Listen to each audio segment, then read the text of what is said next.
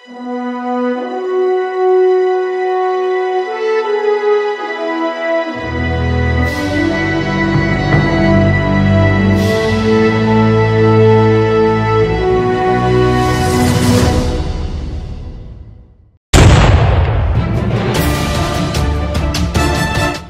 पांडे ने 1857 तात्या टोपे नाना साहेब पेशवे।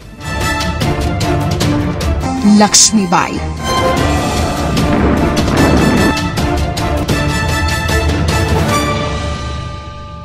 इतिहास को पढ़कर आसानी से ये बात कही जा सकती है कि 1857 की क्रांति के जनक के रूप में कैसे इतिहास ने मंगल पांडे, तात्या टोपे, नाना साहेब और रानी लक्ष्मीबाई के सर वो ताज बांधा है जिसके कि बाकी दूसरे लोग भी हकदार थे।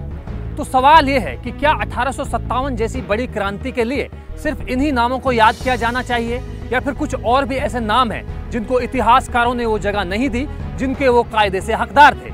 आखिर ये कौन लोग थे? इन्हें दरकिनार कर ये गुमनाम क्यों कर दिया गया? बहुजन हीरोज के पहले एपिसोड में हमने वीरांगना झलकारी बाई की वीर गाथा को आपसे साझा किया था। आज कुछ ऐसे ही किस्से सुनाएंगे उन वीरों की जिन्हें इतिहासकारों की मनुवादी कलम ने स्थान नहीं दिया। 1857 की क्रांति के जनक के रूप में मंगल पांडे को हम सभी बचपन से ही किताबों में पढ़ते आ रहे हैं। क्रांति की उत्पत्ति का कारण चर्बी वाले कारतूस। आखिर मंगल पांडे को ये सूचना कैसे मिली? 1857 की वे घटना जो पूरी सेना में असंतोष का कारण बनी, दरअसल उस घटना के जनक के रूप में एक ऐसे व्यक्ति को याद किया जाना चाहिए जिनको वो विशेष जाति के चलते इतिहास में वो जगह ना मिल सकी, और उस व्यक्ति का नाम है माता दीन भंगी। देश की ये विडंबना रही है, चाहे वह सामाजिक क्षेत्र हो, राजनीतिक हो या कोई भी किसी भी तरह का आंदोलन रहा हो, हमेशा दलितों को उनकी हिस्सेदारी नहीं दी जाती। ठीक उसी तरह 1857 का स्वतंत्रता संग्राम हम सबको याद है। हम आज़ादी के नायकों के रूप में मंगल पांडे के नाम को याद करते हैं, जबकि देखा जाए तो मंगल पांडे के विद्रोह के पीछे जिनका नाम था वो थे माता दीन भंगी। माता दीन के व्यक्तिगत जीवन पर चर्चा करते हुए रचनाकार सूरजपल चौहान अपनी पुस्तक महान दलित क्रांतिकारी योद्धा माता दीन में बताते हैं कि उनका जन्म बैरकपुर छावनी में ही हुआ था। हालांकि उनके पूर्वज मेरठ के रहने वाले थे। अछूत जातियों को पढ़ने लिखने के अधिकार ना होने के कारण माता दीन भंगी का बालक मन कबड्डी के प्रति आकर्षित होने लगा, लेकिन ऐसे किसी भी आयोजन से उन्हें धमकाकर खदेड़ दिया जाता था। अपने शौक को पूरा करने के माता दीन भंगी ऐसे गांव में आयोजित खेल प्रतियोगिताओं में जाते जहां उन्हें लोग पहचान ना पाते। इस तरह उन्होंने कई प्रतियोगिताएं जीती, लेकिन उनकी पहचान सामने आते ही उन्हें खेल से दूर कर दिया गया। उन दिनों दलितों को धन संपत्ति इकट्ठा करने और अपनी सुरक्षा के लिए हथियार रखने तक की अनुमति न थी। लिहाजा युवा दलित बचपन से ही पहलवानी के दांव पेच सीखने की कोशिश में जुट गए, लेकिन यहाँ पर भी वो असफल रहे और छुआछूत और ऊंच नीच जैसी कुरीतियों ने उनका पीछा ना छोड़ा। यही नहीं, उच्च जाति के स्वर्ण पहलवानों ने उन्हें अपना शागिर्द बनाने से साफ इनकार कर दिया। ऐसे में आखिर में इस्लाउद्दीन नाम के पहलवान जो बंगाली पलटन नंबर 70 में बैंड बजाने का भी काम करते थे, माता दीन भंगी के उस्ताद बने। अछूत होने के कारण अनपढ़ता माता दीन को विरासत में मिली थी, लेकिन माता दीन मनुस्मृति द्वारा निर्धारित किए घृणित कार्यों को नहीं करना चाहते थे। इसीलिए उन्होंने ब्रिटिश सेना में खलासी के पद पर कार्य करना स्वीकार किया। क्रीमिया युद्ध के पश्चात सन 1856 में इनफील्ड राइफलों का इस्तेमाल भारतीय सेना में होने लगा था। इन राइफलों में ग्रीस से लगे कारतूसों को लगाना पड़ता था, जिन्हें दांत से खींचना होता था। पहली बार इन कारतूसों का प्रयोग अंबाला, कलकत्ता, मेरठ और सियालकोट में किया जाना था। बैरकपुर की जिस फैक्ट्री में इन कारतूसों को बनाया जा रहा था, वहाँ ज्यादातर काम करने वाले कामगार अछूत माने जाने वाली जातियों से थे। एक दिन प्यास लगने पर जब फैक्ट्री के एक मजदूर ने एक सैनिक से पानी पीने के लिए उसका लोटा मांग लिया, तो सैनिक ने उसको फटकार लगा दी, क्योंकि सैनिक उच्च कही जाने वाली ब्राह्मण जाति से था और मजदूर अछूत भंगी। बैरकपुर छावनी से मत 16 किलोमीटर दूर कोलकाता से उस बैरकपुर छावनी में कारतूस बनाने का जो काम करती थी वह थी मसूर जाति। मूसर जाति से एक काम करने के लिए एक मजदूर आता है जिसका नाम था माता दीन भंगी। एक दिन माता दीन भंगी को प्यास लगती है, पानी मांगने के लिए एक सैनिक के पास जाता है। वो सैनिक ऊंची जाति का था, उसका नाम था मंगल पांडे। और जातीय दंभ के कारण उसने मसूर जाति के मातादीन भंगी को पानी देने से इनकार कर दिया। अछूत भंगी ने ब्राह्मण सैनिक को चिढ़ाते हुए कहा कि बड़ा आवा है ब्राह्मण का बेटा, जिन कारतूसों को तुम उपयोग करत हो उन पर गाय और सुअर की चर्बी लगावल जात है, जिनके तुम अपने दांतों से तोड़कर बंदूक में भरत हो, वो समय तुम का जाति और धर्म कहाँ जावला, धिक्कार तुम खरे इस ब्राह्मणवत्व का। ऐसा सुनकर सैनिक चौंक गया। वह सैनिक मंगल पांडे था और मजदूर मातादीन भंगी। जैसे ही मातादीन की बात को मंगल पांडे ने सुना, मंगल पांडे चौंक गया और उसने पूरी बात उसकी बहुत ध्यान से दुखी, उसका सारा का सारा उसका गुस्सा जाता रहा। उसने मातादीन भंगी को पानी पिलाया और ये बात पूरी छावनी में सारे सैनिकों को बताई। जैसे ही सैनिकों को ये पता चला कि जिस गाय को हम भारत माता का दर्जा देते हैं, उस गाय की चर्बी से बने हुए ये कारतूस हम अपने मुंह से छीलते हैं, तो जैसे ही सबको पता लगा, उन्होंने एकदम उनके अंदर से क्रांति की आग फूट पड़ी और ये क्रांति बहुत बड़ी क्रांति के रूप में पैदा हुई।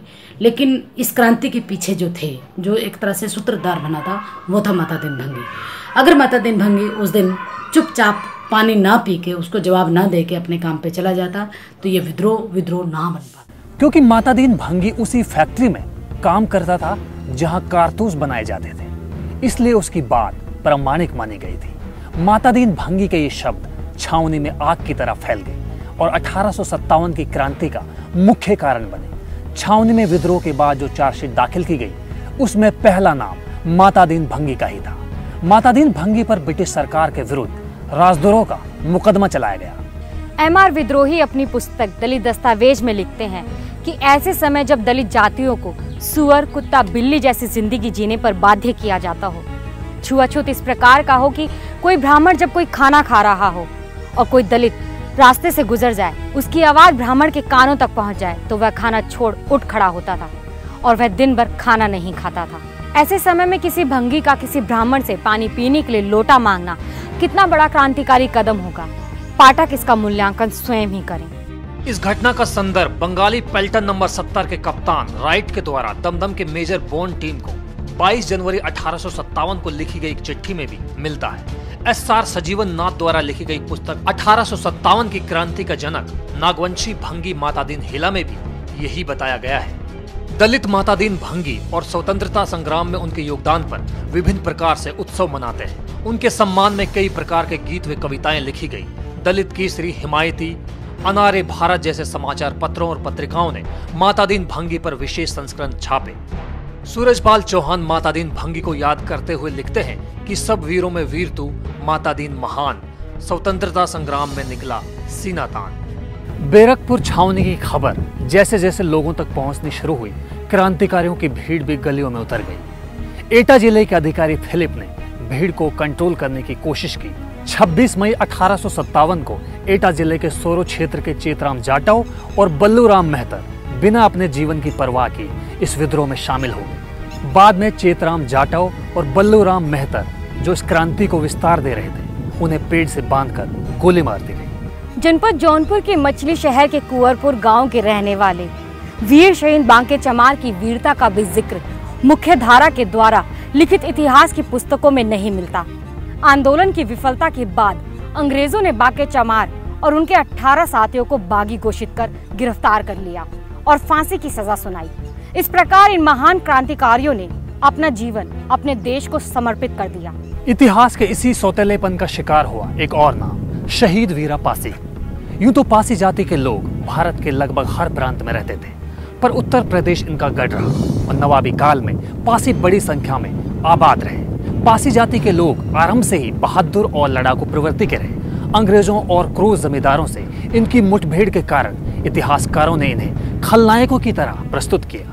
मार्टिन गोबिंस ने भी अपनी पुस्तक में यानी अवध विद्रोहियों का लेखा में लिखा है कि 1857 के विद्रोह में पासी लोगों के अलावा किसी अन्य जाति ने वैसी महत्वपूर्ण भूमिका नहीं निभाई। इन पासियों को भविष्य में अत्यंत क्रूरता से कुचलने की आवश्यकता है। अंग्रेजों ने जब मगरवाड़ा पर आक्रमण किया तो हजारों पासी स्त्री पुरुषों ने डटकर सामना किया। अंग्रेजों ने मुरार मऊ के राजा बैनी माधव सिंह को विद्रोह में भाग लेने के अपराध में बंदी बना लिया। वीरापासी राजा माधव बैनी के अंगरक्षक थे। एक रात वीरापासी जेल में घुस गए और राजा की जेल से भागने में मदद की। अंग्रेजी प्रशासन के लिए यह शर्मनाक बात थी, इसलिए उन्होंने वीरापासी को जिंदा या मुर्दा पकड़ कर लाने के लिए 50,000 रुपए के इनाम की घोषणा की। बेशक मुख्य धारा के इतिहासकारों ने आजादी की लड़ाई में बहुजनों की भूमिका को दरकिनार किया हो, लेकिन इतिहास के घर में छुपा सच गवाह है इस बात का कि जब तक तथाकथित क्षेत्रीय रियासतें अंग्रेजों के संरक्षण में पल रही थी, उसी दौरान दलित, आदिवासी और पिछड़ी जातियां ही देश के लिए अंग्रेजों के खिलाफ खड़ी हो गई थी। जब अंग्रेज और जमींदार मिलकर आम जन का खून चूस रहे थे, तब इन्हीं पिछड़ी जातियों ने पहली बार देश में अंग्रेजों के खिलाफ बिगुल फूंका था। और इसी का परिणाम था जब अंग्रेजों ने औपनिवेशिक दृष्टि से और भारतीय सम्राट इतिहासकारों ने जातीय हिंदू की दृष्टि से इतिहास लिखा, तो दलितों, आदिवासियों और पिछड़ों को हाशिए पर धकेल दिया, बल्कि इन्हें अपराधी जाति घोषित कर दिया।